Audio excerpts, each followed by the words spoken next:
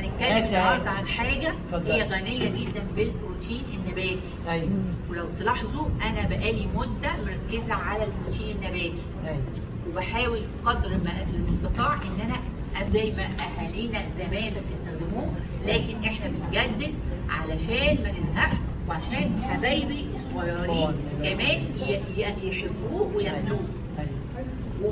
ومتناول اليد، يعني قد الحاجه اللي في الجيب. ايوه. احنا هنقول حاجه وهنشوف انتوا رايكم فيها ايه يا حبايبي. اتفضلي. هنتكلم النهارده عن حاجه اسمها الفاصوليا البيضاء. هتقولوا لي دكتوره مها دي غاليه جدا. هي طعمها جميل لما نفعلها بالطريقه اللي انا هقول لكم عليها دي. ايوه. ربع كيلو بيبقى قد كده يا دكتور. ايوه ربع كيلو. برافو عليكي. انا بجيب ربع كيلو بتفيض كمان. اسمها بيفرط. ايوه. وخصوصا ان احنا بنعملها معامله البقوليات اللي هي ننقع كل البقوليات كده مره ونكب وبعدين نسلق بالكمون وبعدين نطحن زي ما هعملها النهارده. ده الجديد.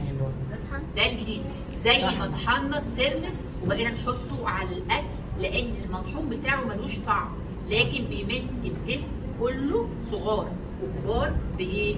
بقيمه بروتين نباتي.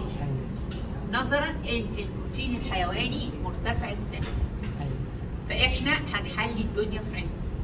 بس عشان تصدقوني لازم اقول لكم ال 11 فايده بتاعه الفاصوليا البيضاء، بالاضافه ان هي بتفرط فعلا. لا دي حلوه. بتنقي الدم وتساعد الكبد للتخلص من السموم.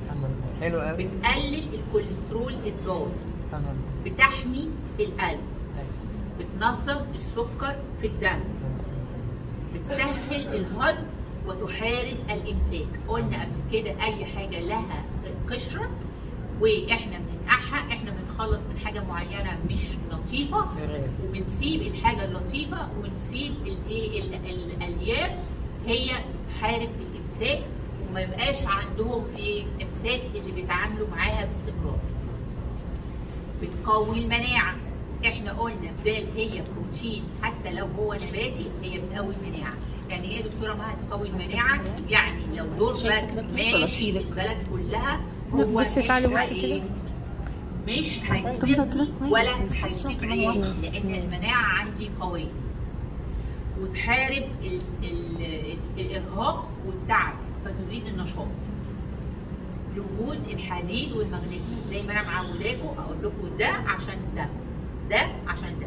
غنيه بالفوليك اسيد B9 B9 اللي هو مهم جدا للدم وللمخ.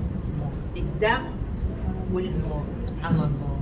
عشان تركيب الحديد التركيبه اللي فيها حديد، الحديد ده بيستخدم في صناعه الدم بتاع البني ادمين وبتاع الحيوانات.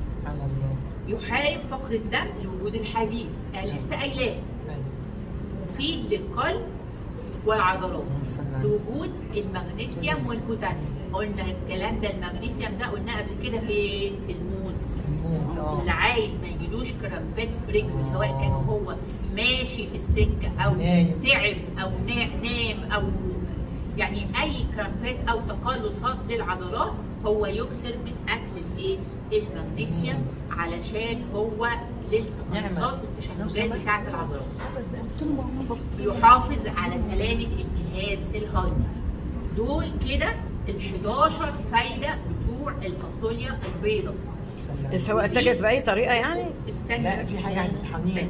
دي بقوليات فانا هفعلها يعني هقول لكم تعملوها ازاي بطريقه جديده تنفع الصغيرين وتنفع الكبار. ومع الاضافات كل اضافه احنا قلنا قبل كده عنها وبرده بفكركم وانا ماشيه في السكه. على البارده بحط الفاصوليا الخضراء وقلنا ال 17 فايده بتاعت الفاصوليا الخضراء قبل كده. اللي ما حضرش بقى يعني انا مش هقدر اجمع الفاصوليتين مع بعض لان وقت الندوه المفروض ما يزيدش قوي زي كل ما كنا بنعمل. فاحنا بنحط الفاصوليا الخضراء نقطعها صغنن كده قد الفاصوليايه البيضاء بالظبط. يعني قد العقله كده مش بقى كبيره كده وتكره الناس فيها. صغننه كده. جنبها البصل الاحمر اللي هو بتاع السلطه. يا سلام يا سلام. والثوم الني هو قلنا 30 جرام عشان يعمل الفوائد الجم اللي احنا قلنا عليها قبل كده. وان شاء الله المره الجايه انا هجيب معايا التوم الجديد، لان اللي قلناه ده كان ظلمناه في الفايدتين او الثلاثه، ده له رصه. انا مش بسيب حاجه، كل ما يبقى فيه جديد انا بجيبه. هتكلم على البصل وهتكلم على التوم وهتكلم على تفعيلهم، وخصوصا مع الاسماك المره الجايه. الاسماك الاقتصاديه 100 خط. قلنا هنحط الثوم الني وهنحط الكمون. طبعا الكمون عشان الفاصوليا البيضاء هي بقوليات عشان ما تعمليش مشاكل في الجهاز في القولون. وبتسلق مع كل انواع الخضر. يعني انا حاطه مثلا حبه قد كده باميه، الباميه غاليه جدا. ممكن اضيف الايه؟ الفاصوليا. المره اللي فاتت قلنا الباميه مهمه جدا ومش قصاره فيها السعر اللي بيدفع فيها، وما ينفعش ان انا اخلي الولاد حتى يتحرموا منها.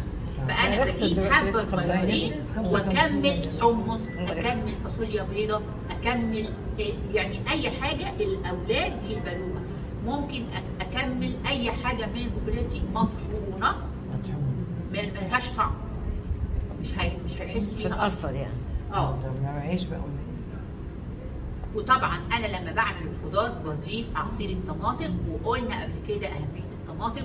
رص يا عم مضاد اكسده، فيتامين سي، فيتامين ايه والليكوبين، صحه القلب، حمايه من السرطان، ده كله طماطم.